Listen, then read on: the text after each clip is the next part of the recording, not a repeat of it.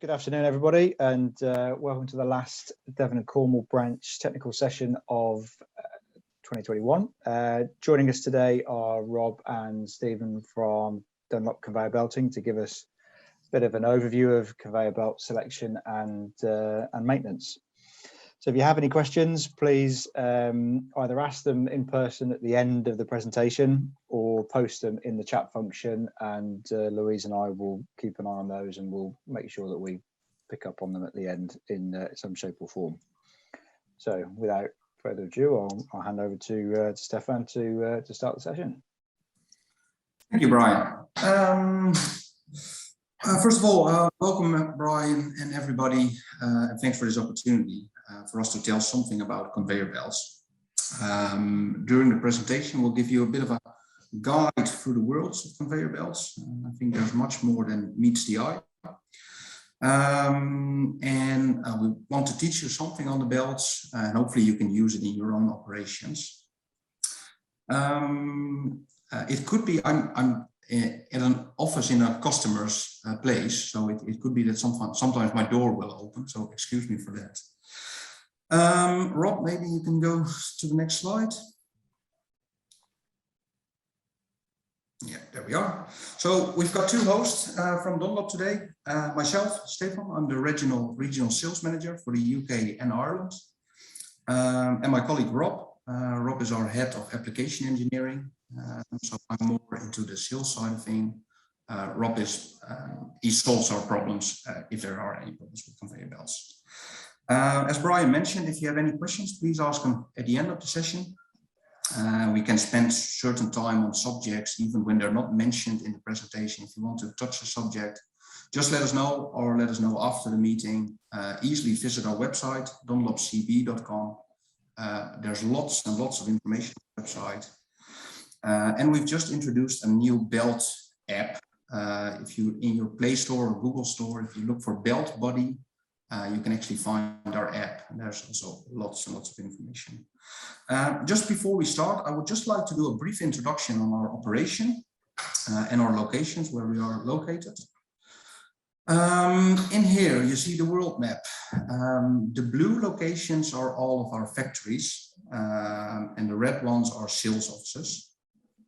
Now, we are based in the Netherlands, in the city of Drachten, so in the northern part of Holland, from where we serve everything except the United States and Canada, and some parts of South America and Australia. These areas are all served from local sites, although every now and again we make some specialized products for them. Customers in general, they buy from Dunlop. We've been around for over 100 years now. In general, people buy from us because they see us as the ultimate quality manufacturer of conveyor belts. Although it comes at a price, we are never ever the cheapest, but in the long run we provide the longest operational lifetime in the belt. So if you purely look at, say, tonnage or lifetime, I think we're an excellent option for your operation. Today, Rob is going to tell you more about the technical side of a conveyor belt, and briefly discuss a few topics in this. And then at the end, I'll show you some, I think, a good study case we've done in the UK 2 years ago, and to give you some advice on, hey, what do you look for when you're selecting conveyor belts? I think, Rob, I'll pass on the floor to you. Thank you, Stefan. Let me try to coordinate between clicking and looking at you. I think for everybody, conveyors are more or less a standard item, but in quarry, the average quarry, a little bit more than just everybody. Today we'll walk you through some of the very basics and consideration on the subject of conveyor belts in particular. And there are belts and belts. You have your belt in the local supermarket at checkout, which is not exactly our field of expertise. And it's quite different from what you find in agri industries. It is surprising to us very often in the industry. The most critical part of any conveyor system is the belt, and it's very often referred to as just a black rubber belt. In various discussions, when I'm lucky, I get to know the type of reinforcement it contains, how many layers of reinforcement, maybe its strength or a thickness, but still. And I'm not a university professor, but I have a full-time job in knowing everything about all the variations available in conveyor belts, and especially, of course, on our particular product range. And during the day, we deal with all kinds of, let's say, challenges you guys face on the ground. So in our factory in Drachten in the Netherlands, we manufacture smooth belts, profile belts, thin belts, thick belts, fabric reinforced, steel reinforced, combinations in nearly a dozen abrasion resistant options, but also belts for handling hot materials, oily materials in recycling industry, in chemical industry. We have fire retardant qualities for indoors use, in tunnels, underground, and then all the combinations of those properties together with all the options in types and qualities dimensions, we get to an infinite number of possible conveyor belt solutions. So in my view, it's a bit more than just a black rubber belt, although they all do look the same from the outside. I would like to start off with a simple case study, not done by ourselves, but at the university in Aachen in Germany, where they conclude that a typical mining or quarry operation up to and including the primary crushing, the activities are roughly split into these items, being drilling, blasting, loading, hauling, and then finally the primary crushing itself.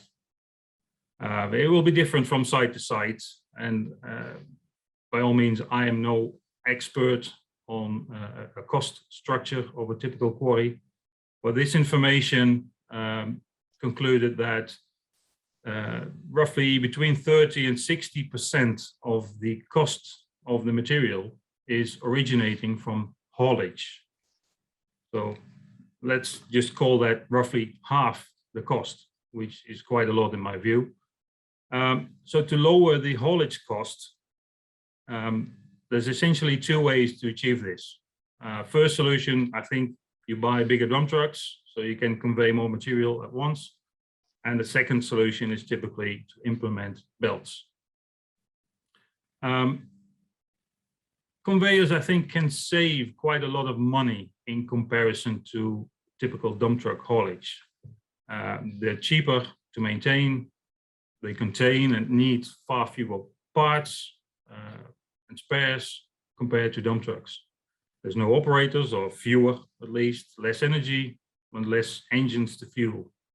And the big advantage compared to dump truck use, the transport distance does not affect the capacity of a belt, which certainly it does on truck haulage. So in this particular case study on the cost comparison between conveyor systems and dump truck haulage, it showed some interesting numbers, visualizing a cost reduction by conveyor belt usage. This was a Canadian granite quarry, and they could save up to 37 cents per ton, which as a number doesn't say too much to me personally, but for them over a year, that was $500,000 US savings. And although the cost of the conveyor itself is probably one of the most significant capital expenditure items for many quarry operators, it's therefore important to ensure that the belt functions to its potential and it delivers a satisfactory return on the investment. And saying that, that's more or less the perspective that we're coming from tonight. The conveyor belt should be seen as an investment where many actually see it as a consumable. And we tend to disagree to that perspective. And there are many specific areas of application for conveyor belts, and they all have their specific demands and challenges. But looking at that dump truck, if you were to invest in a new dump truck, you probably meticulously check out all the technical details, how much service it needs, how friendly it is to operate and to service. You ask around, you get expert advice, etc. So now that we've established, in our view at least, that a conveyor belt should be seen as an investment too, then why don't you do the same if you buy a conveyor belt? And yes, a cost reduction in every part of a production plant is probably a major key to surviving, and reviewing where money can be saved in order to increase profits is always very vital. But it's maybe an open door, but cost and price, I think, are two different things. And the guy around the corner that might be able to sell you a conveyor belt, he might just have a different objective or business case. Selling cheap, just very often, and he can come to site for so-called service, again, very often. That's not our general approach.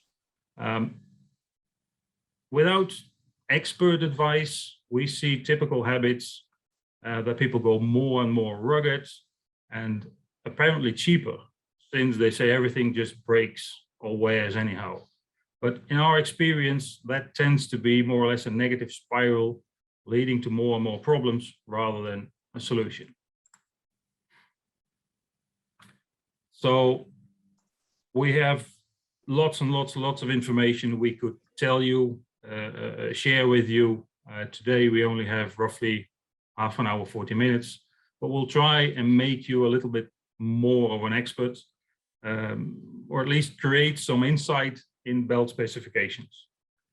And for that, we need to take a look at the main types of belt constructions and the identification of all their components, and the function of what we call the carcass and the function of what we call the covers.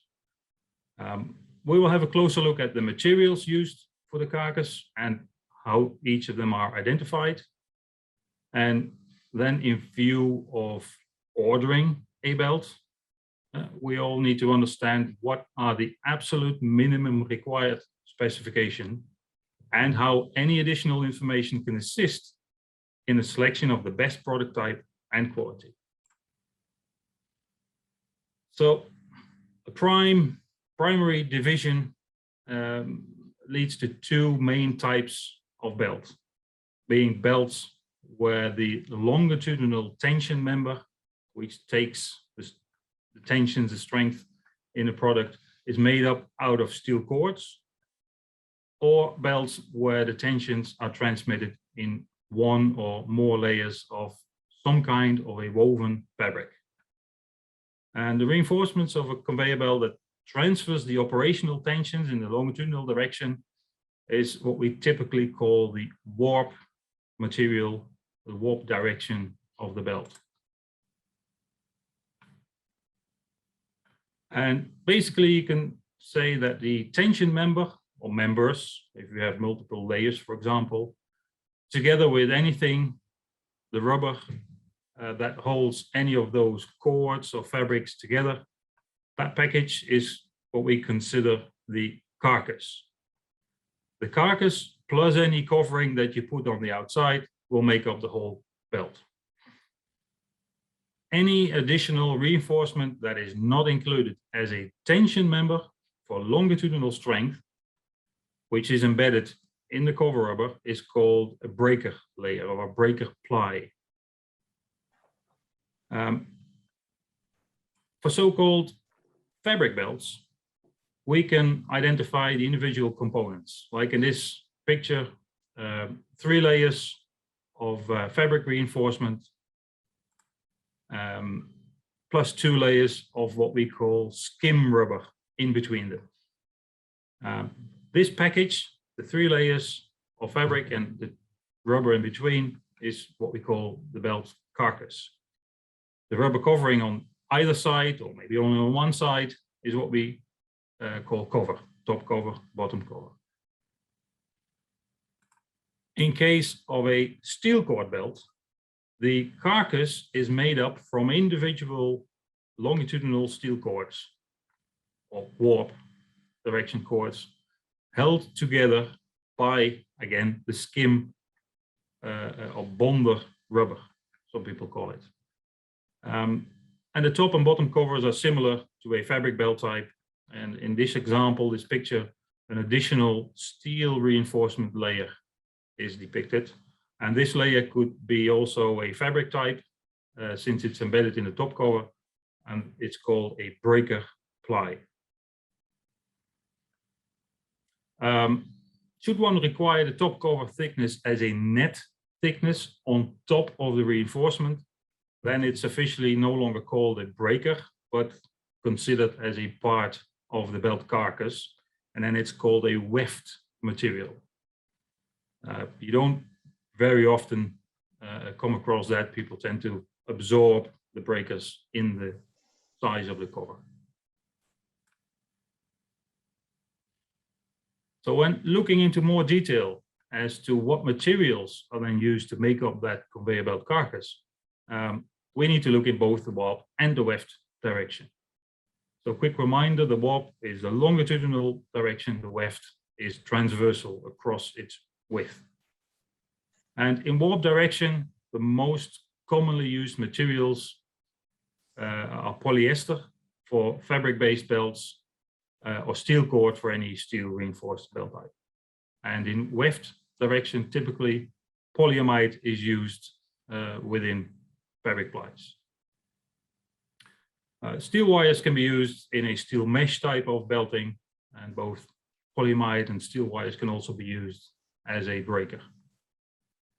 And looking at polyester, this is typically abbreviated with an E, whilst polyamide is abbreviated as a P, which leads to the origin of the very often referred EP belts. I think this will be common for just about everybody that deals with belt in a quarry operation. When the fabric would be wholly made up from polyester, it would be called EE. Same if it would be fully made up out of polyamide or nylon, it would be called a PP carcass. Steel cord belts are typically identified starting with ST, steel cords. You could have other materials used. We make belts with aramide cords and some other specials, but for tonight we'll keep the focus on the most common belt types. And we'll make a little sidestep in looking at the edge of the belt. Sometimes it brings up some discussions. The belt can be either with a solid rubber edge, or the belt edge can be cut. These molded solid rubber edges can only be made when the belt is manufactured to the exact width. But then again, most non-stock belts, so made to order, special grades, non-standard sizes, at specific widths, these will have molded edges. It's formed as an integral part of the belt during the vulcanizing process. Standard stock belts, however, they are usually made as wide as the production machinery will allow. These are then cut to the individual narrower widths. And at Dunlop, we use a special cutting process where rotating knives create heat at the cut edge, which then melts the carcass fibers and the rubber, and it effectively creates a seal. And this is what we refer to as a cut and sealed edge, or simply a sealed edge. And the sealed edge actually prevents moisture coming into the belt, especially during storage.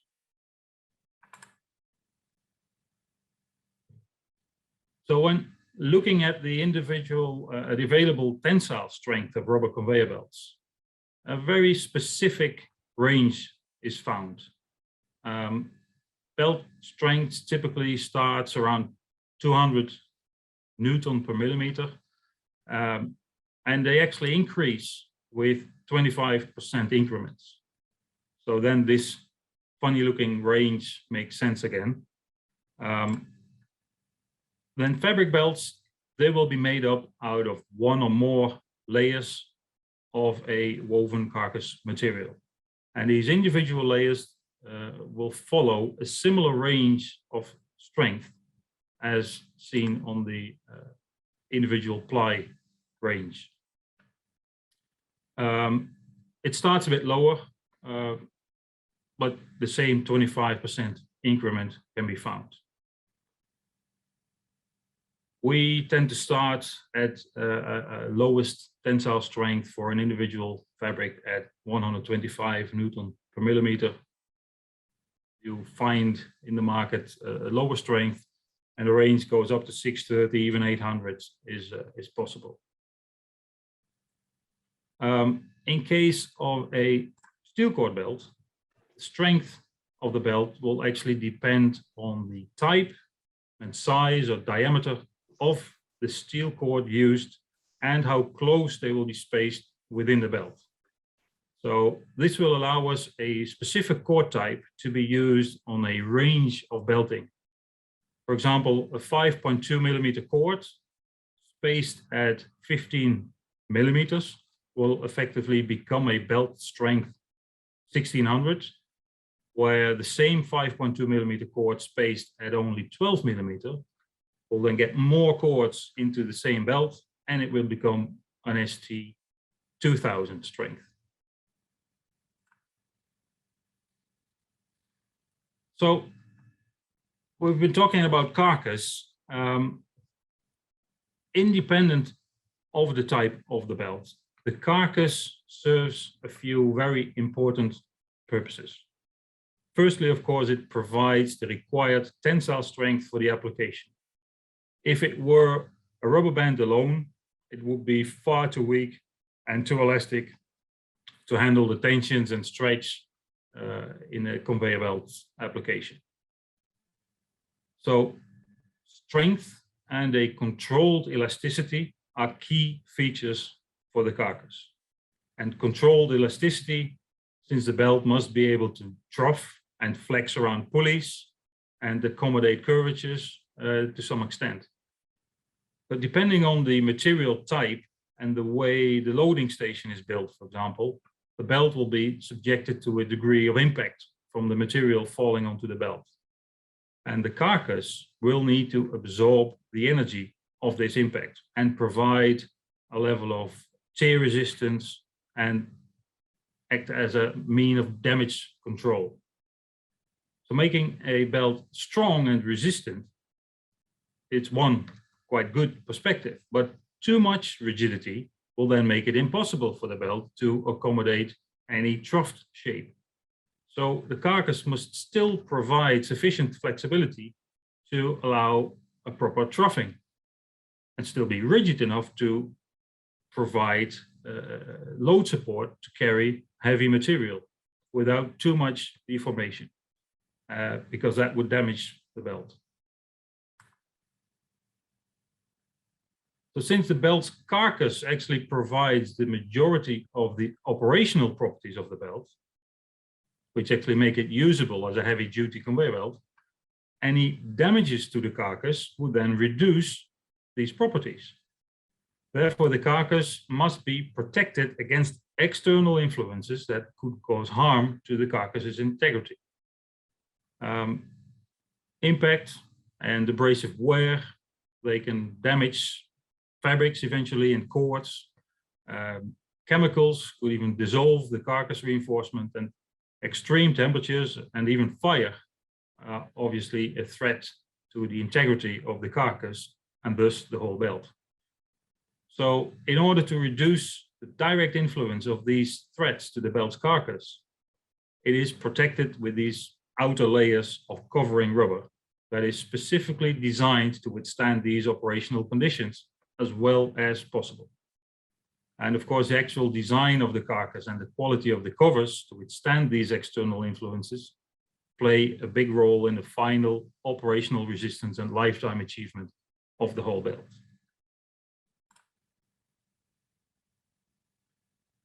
So in order to fully specify a belt, it can be required to include unique details referring to a particular product name, or a manufacturer's designation. However, in all cases, a typical minimum amount of information is required to identify the basics of a belt.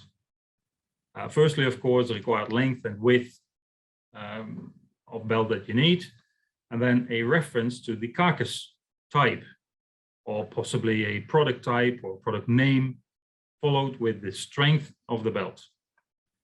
When it concerns a belt with multiple reinforcement layers, also the amount of these layers is to be included to fully identify the carcass type. And then finally, it needs the thickness of both the top and rubber covers and their quality or grade of the belt.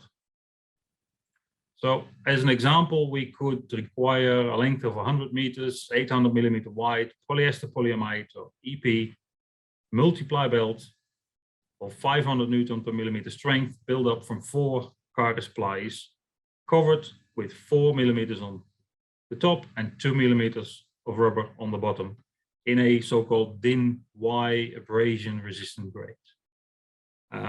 When this would be tailored a bit towards Dunlop, it would refer to a Superfort, which is our generic EP multiply belt, and an RA cover grade, which is our DIN Y equivalent quality.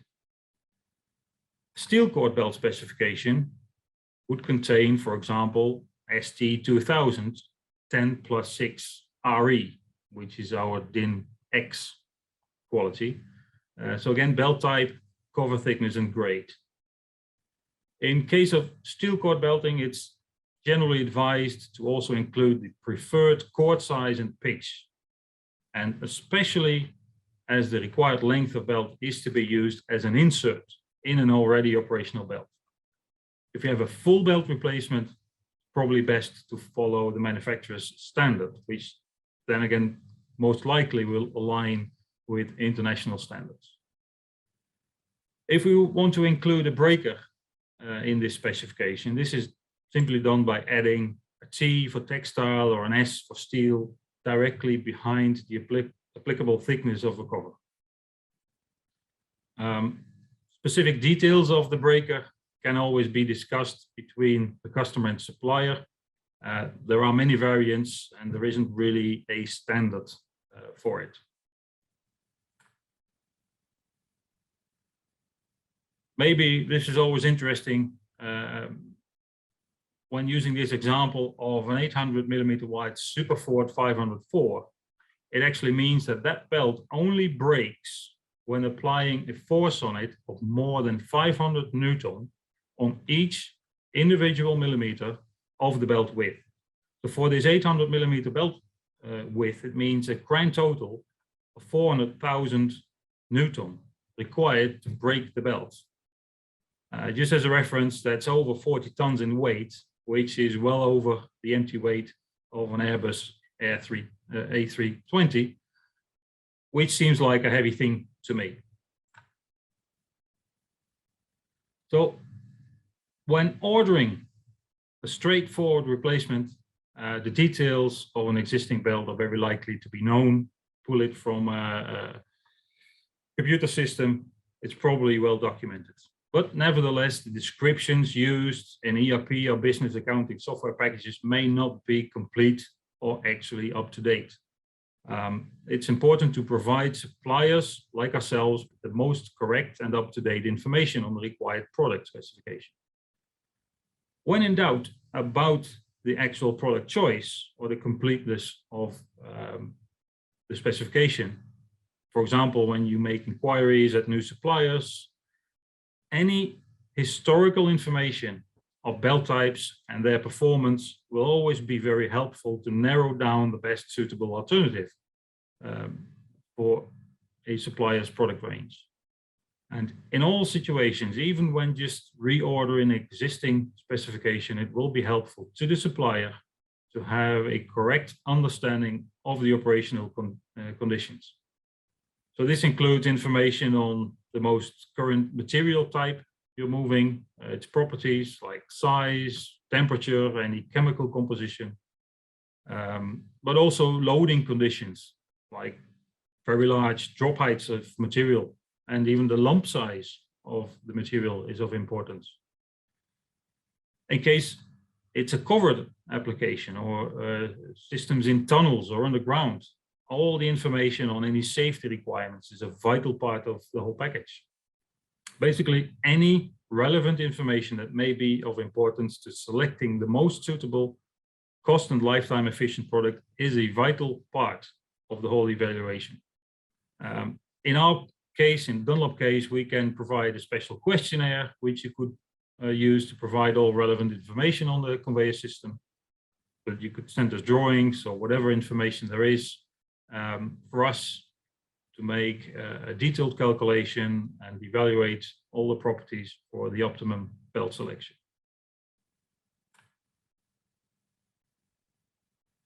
So as a final slide on my part, and actually this part I could spend another full day talking about, but I'll keep it short.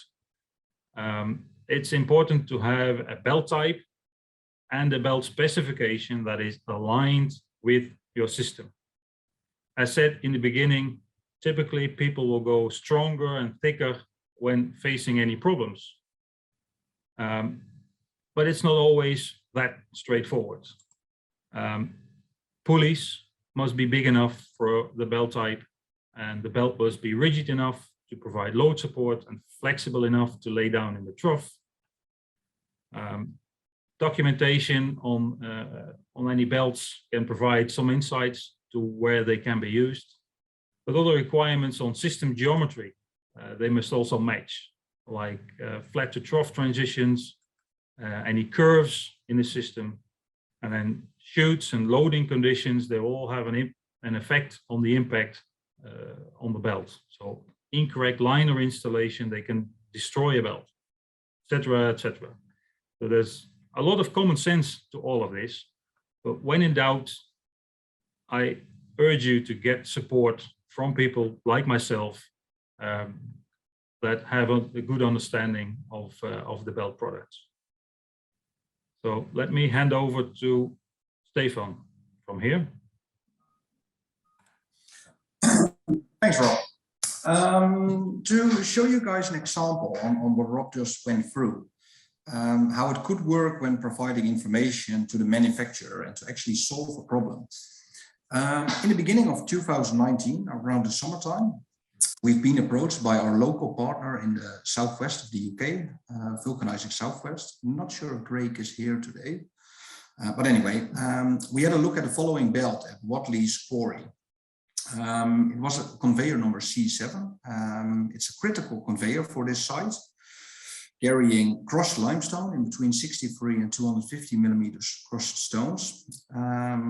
This originally, the belt that they've had on was 1004, 8+3, and it was only sort of a heavy duty belt, and it was only lasting 6 to 12 months. The belt had to be replaced always because of delamination issues, several repairs throughout a really short lifetime, in our opinion. So what we've done, Vulcanizing Southwest got the conveyor details. They filled in this complete questionnaire, and Rob actually ran the specific calculation on it. We found out that the 1004 was not necessary in terms of belt strength, and the belt carcass was too thick for the pulleys. So in terms of belt strength, actually a 634 was easier for the tasks. So this is also an example where this conveyor was giving issues. Originally, I believe there was a 634 on. Then they had issues and they said, well, we need a thicker belt, we need a thicker belt, we need a thicker belt. So based on the high impact loads, Southwest, and the end user still decided to go for an 804. Good thing was, it was a belt from our stock, so it could be delivered quickly. We had the following results on it. The belt was actually in operation for almost 18 months, so it doubled the lifetime. The belt was cheaper in terms of purchasing because simply an 804 is cheaper compared to a 1004. After the belt has been replaced, the end user told us that the annual savings they made was around 45%, only on C7, and the belts lasted twice as much. So I think this is a really good example of a customer who first saved money on selecting in the right belt spec, and then in the long run, they still save money because of the increased tonnage compared to the lifetime. For instance, what I always tell as my role as a salesman, what I always tell people in the UK, in a typical belt spec in the UK is a 503 5 plus 1.5. For instance, in our stock, we have a 403 6 plus 2, so 6 millimeters on the top cover instead of the 5. If you change your operation or your belt from a 503 to a 403, most times in terms of safety, it's okay to run a 403. So you can literally save money by downgrading your belt carcass, and you're increasing your rubber quality, and you're upgrading to a thicker cover. So in the end, it results in a lower total cost of ownership. And again, I think this is the story of an investment instead of just a commodity. Rob, could you maybe go for the next slides? Of course, in the study case I've just told you in Wadley's, it's of course a perfect example where everything comes together, with a vulcanizing company and a manufacturer and an end user all working together to get the best operational lifetime. Unfortunately, from my view, it doesn't always work this way. With this slide, I would just like to point out a few things that can help you in achieving a safer and more reliable operation. There are a few differences in our respect between vulcanizing companies and belt manufacturers. Our goal is simply to provide the longest operational lifetime of belts, while service companies may have sometimes another goal. I think Rob referred it in the beginning to the presentation as the man in the van. Always, in my respect, if I can give some advice, always make sure that whoever you deal with, who will sell and install the belts, are a partner of a European high quality belt manufacturer. I think only good service companies work with good quality products. Sometimes vulcanizing companies are still thinking the old way, that if we sell a bad quality product, we can have more service work, meaning simply we can have more turnover and more jobs and get quicker to site. The other thing is we always prefer that people will always insist, or the service company in this case, insist on a hot splice, simply because in the long run, they should give a better lifetime than cold splices. So if you get a service company who can only do a cold splice, please kick them out of your site straight away, because every vulcanizing company should be able to do a good hot joint. Good service companies have a high standard in terms of equipment, safety regulations. For instance, you see it on the photos on the left side, or it's in my screen on the left side. While on the other side, you see, for instance, I took a photo from the internet. You see this guy using a grinder, having no PPEs, barefoot. I mean, it's an extreme example, but make sure you work with decent, good service companies. The other thing is with service companies, I think what you, as an end user, you should look for is to work together with your vulcanizing company on a maintenance plan, instead of, oh, give us a call whenever you have a problem, we'll be around. No, use your vulcanizing company as a partner instead of the typical guys that just come out when you have a problem. It's always better to fix something before it breaks than fix it when it broke. I know a lot of let's say the decent high quality service companies, they work on these maintenance plans where they come over every month, every week, and so on, and they make a plan for the whole year and say, okay, we'll first start on this and we'll do that, change the idlers, change the belt, change the pulley, instead of doing a full maintenance straight away. Rob, can you maybe get us to the next slide. So my advice when you are selecting for new conveyor belts and when you need to buy a new conveyor belt, the thing is always ask for a technical data sheet and check the technical data sheets with the service company or the belt manufacturer. Now, conveyor belts, one big disadvantage of the conveyor belt is from the outside, you can't see what kind of product it is, although people who really understand belting could sometimes smell the difference. But ask a technical data sheet, because the technical data sheets, they state what it is. And you can also compare belts. If the service company can't provide a technical data sheet, you immediately have to ask yourself, what am I buying then? When you're looking specifically in the technical data sheet, I've got a picture on this on the right side, just below the section covers and the technical data of the covers. We always state a standard, and we from Dunlop, we also state a Dunlop average. So we actually want to show you how much we achieve in terms of testing compared to the standard DIN norms or ISO norms. For instance, a lot of standards, they supply something like abrasion resistant needs to be below 150 cubic millimeters. Yeah, but we actually want to answer the question, how much is it? Is it 149 or is it 105? It makes a big difference. I'm not going into details in this. If you want to have more information on the data sheets, I would like to refer to our website or get in touch with Rob or myself or some of our service partners who can tell you more about it. The other thing, I think, Rob, can you just give it a small quick? So technical data sheet, ask where the belt is being produced. In general, I think European manufactured belts are lasting 50% longer than import belts. When I talk about import belts, I'm talking about the Far East. So in other words, the Continentals, the Dunlops, the bigger European names, they actually, guys, make a really good, decent product. And in the long run, it will pay for itself. Check if your service company is working with quality suppliers. For me, that's a good question to ask. Now, ask for the data sheets. Also, if you ask for a belt, do you get questions in return? Or do you ask just for, I need a 500 free, can you supply me with a price and lead time for a 500 free?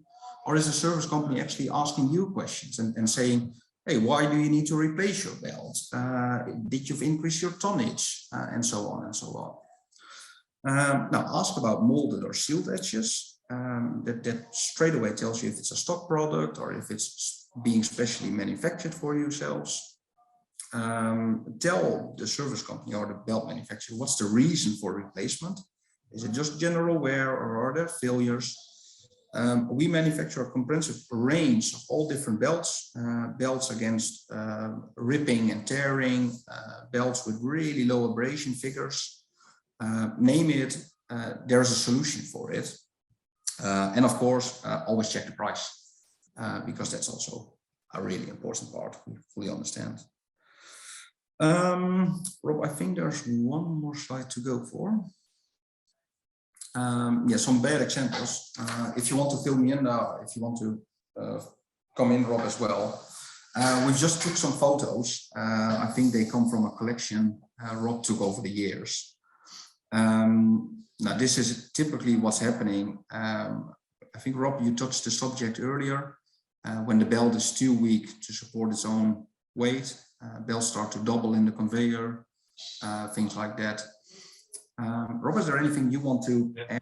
This example is probably, if you look at the way, especially on the left picture, the way the conveyor is going, it's going from an increased angle to a more flat position. So this is what we call a convex curve. The belt has flexibility built in, but there is a limit to it. So if you overstress it by having a really tight curve, as in this picture, eventually the belt wants to go to a tension situation where tensions over the width are neutral. So it's going to pull the edges into the center because that's the shortest route to the end. The belt has a certain rigidity, the load support, the body I was talking about, but if tensions are too high, then it will just pull to the center and you get this type of omega shape in the belt, which isn't necessarily a bad belt issue. That's not something I could conclude from just these pictures. But what I can include is this is most likely a convex curve with a too tight radius.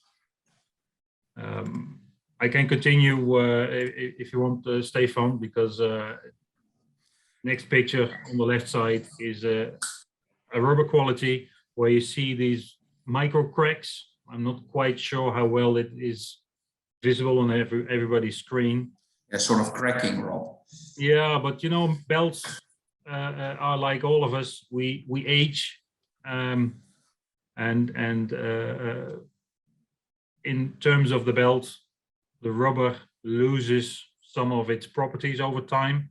It tends to get a little bit less flexible, and that can take many, many years if the recipe of the rubber it has been well made. But especially ozone that's in the air, it will attack the rubber and it will basically cut the polymers, and that leads to these small micro cracks. And they might not be an immediate problem, but if you have contamination, it gets into those cracks and it will be shaken out along the conveyor. And it will lead to spillage, dust. So one small issue might lead to a whole other issue, especially if you have belts running near a housing location, for example. On the right side, I don't know exactly what was going on here, but that seems to me like a very poorly made splice. You see this big bulge in the edge. There's clearly too much length in this part of the belt. Another example of a poor designed situation. Again, I don't know if it's too clear for everybody to see, but you see the belt being pulled down into that idler gap. If you ever come across a belt with two cracks nicely, let's say 1/3 and 2/3 positioned over the width, something like this is going on. You're just deforming the belt and there's only so much it can take. Whatever quality of belt you have, the design should be okay. Of course, contamination. This is an interesting type of scraper where the material would actually go around the pulley multiple times and then eventually end up on the side.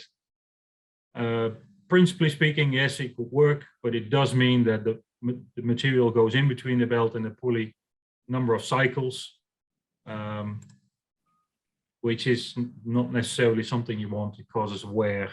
The same thing, a worn pulley legging or pieces of structure, in this case actually the lock nut of a pivot of a rotating idler set is actually in contact with the belt, and that becomes like a bandsaw. It eats its way through the belt, whichever belt you have. So more contamination, material in between the belt and the pulley. I have hundreds of pictures like this, a missing idler from a frame that can turn into a knife edge, and before you know it, you end up with two belts. So with these pictures, it's the end of the presentation. Like I said, I could show you hundreds of pictures, but anyone that's working in quarries and working with belts will probably have seen all sorts of catastrophic failures. Let me see how to stop sharing my screen. Yeah, I think I do hope for everybody that the information we provided, it was a bit hard actually to tell a full story in 50 minutes because there's so much to tell about conveyor belts. But hopefully it understood the technical specifications, and that we tend to show the market that a conveyor belt is actually an investment, and take care of your installation, and make sure you're working with the right people in the market. And that you actually see a conveyor belt as one of the most important assets you have in your operation. If there are any questions, please feel free to ask Rob or myself. Before we stop, I want to give a big shout to Brian and those for organizing this and inviting us. I think originally Southwest organized this whole meeting, so big thanks to them. Anyway, if you require any other information, you can find Rob and our contacts through the Institute of Quarrying or our website. So yeah, let us know if there's any specific we need to touch. Thank you very much, Stephen and Rob, on behalf of the Institute. Really interesting. I think it's definitely perhaps a slightly different way to look at conveyor belts than we have before. I think we do often just treat them as a cost rather than an investment. So I think that's a bit of a change in thinking, really. But I've got a couple just to sort of lead off with. If anybody else wants to jump in, feel free. But you mentioned the Belt Buddy app at the start. What sort of functions does that have? Could you sort of elaborate on that a little bit further? Yeah, you want me to pick up on that? I have it installed on my phone. It does provide product information on our specific product range. You can imagine with Dunlop, it's our product, so that is what's in.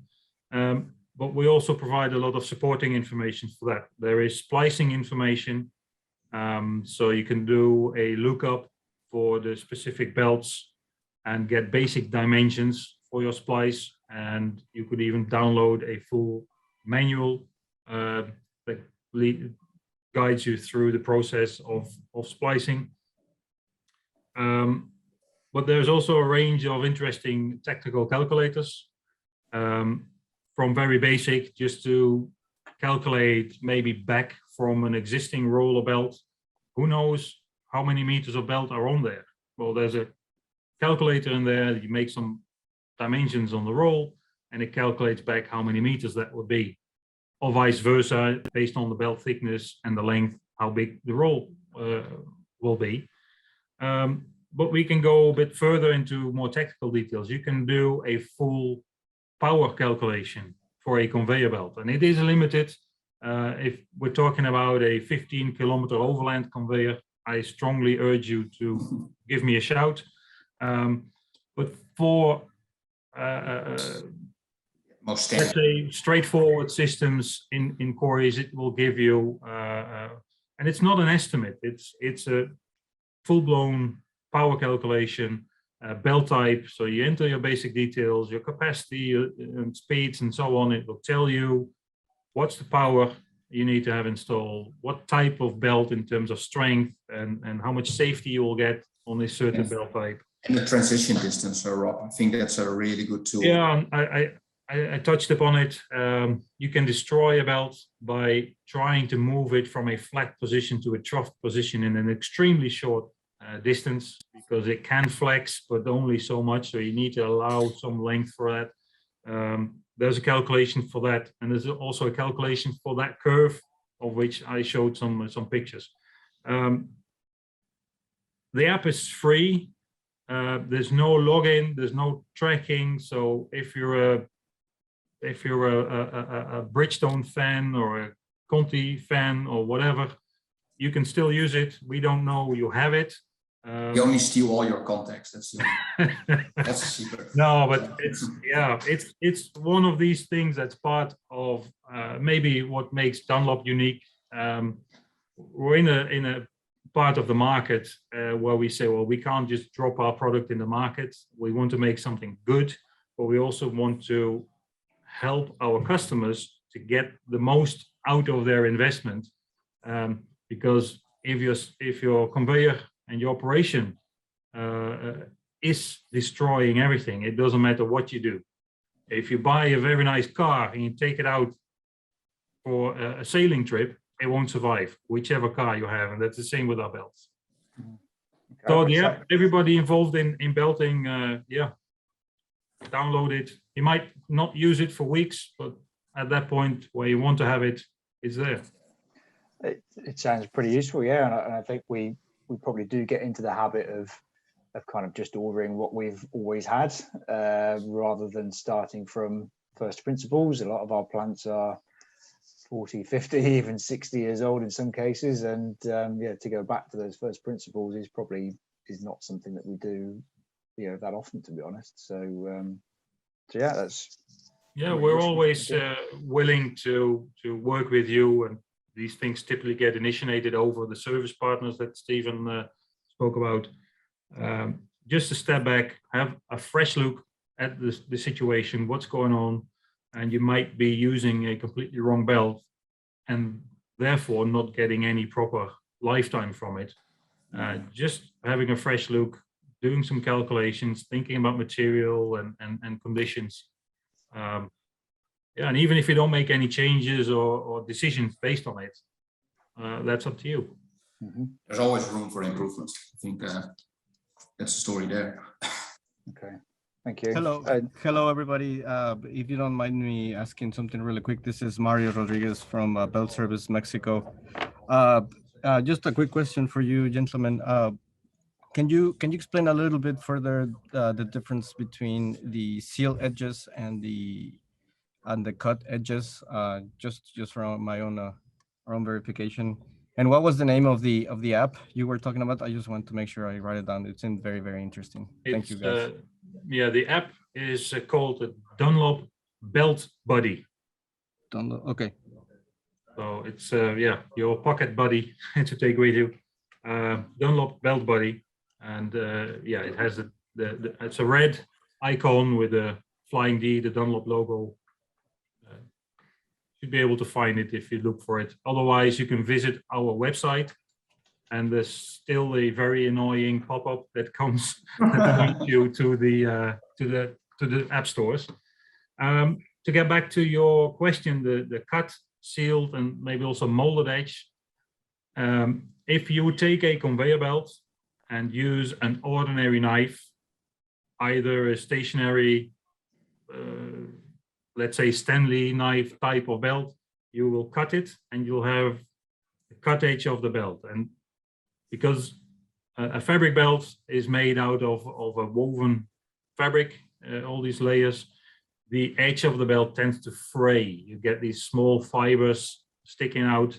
It's not going to cause you any real issues, but it doesn't look very nice if you have these fibers and frays coming out of the edge.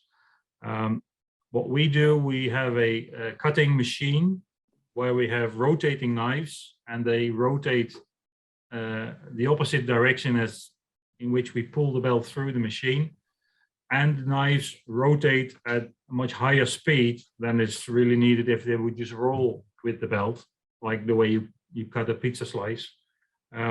So the high-speed movement of the knife, it creates heat at the edge while it cuts, and that heat melts the yarns of the fabrics, and it also heats the very edge of that belt, takes a little rubber with it, and it more or less smears the edge of that belt. And when it cools down, it has created a watertight seal at the very edge of the belt.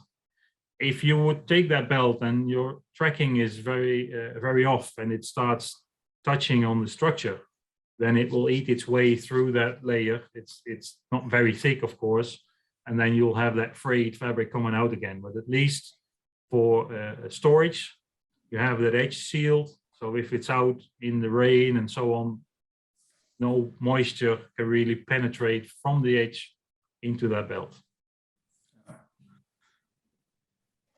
Thank you very much. What about in terms of tension? When you have molded edges, the carcass doesn't go all the way across the belt. Does this affect the tension on a molded edge versus a cut edge? Yeah, is it the same?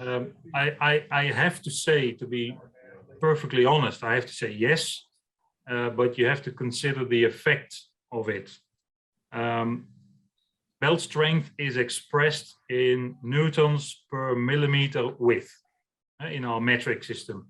In Imperial, there's this peak of pounds per inch width, which is more or less the same. So each millimeter or each inch can take a certain strength. If your full belt width is 1,000 millimeters, but from that 1,000 you have a 10 millimeter edge on one side and a 10 millimeter edge on the other side that has no carcass reinforcement, you lose 20 millimeter out of the 1,000 in total strength. So if you have a molded edge, the overall final maximum belt strength is less than if you would have a cut and or sealed belt edge. But the amount of it compared to the overall strength of the belt, and also considering that a typical belt is always engineered with a certain safety factor, typically around 8 up to 10, and it can be much more if you have a much stronger belt compared to the actual tensions in the system. The effect of those rubber edges can be more or less neglected. But as a true answer to that question is yes, the molded edge would cost you some of this strength. I think, Rob, that's something Thank you. what you see on site with molded edge, but correct me if I'm wrong. If you have a molded edge and the belt is actually touching the installation, it's easily for the molded edge to rip off from the belt compared to a cut and sealed edge, because there's fabrics what won't tear off as easily as just plain rubber. So yeah, eventually, if forces are high enough, if the forces are high enough, everything will be destroyed. Yeah, of course. The molded edge, if you see belts with these very corrugated edges, it was typically a molded edge that went into the structure, and because there's no reinforcement, it will just rip it off. This can cause spillage and so on. Yeah. Yeah. Thank you, gentlemen. Thank you very much, guys.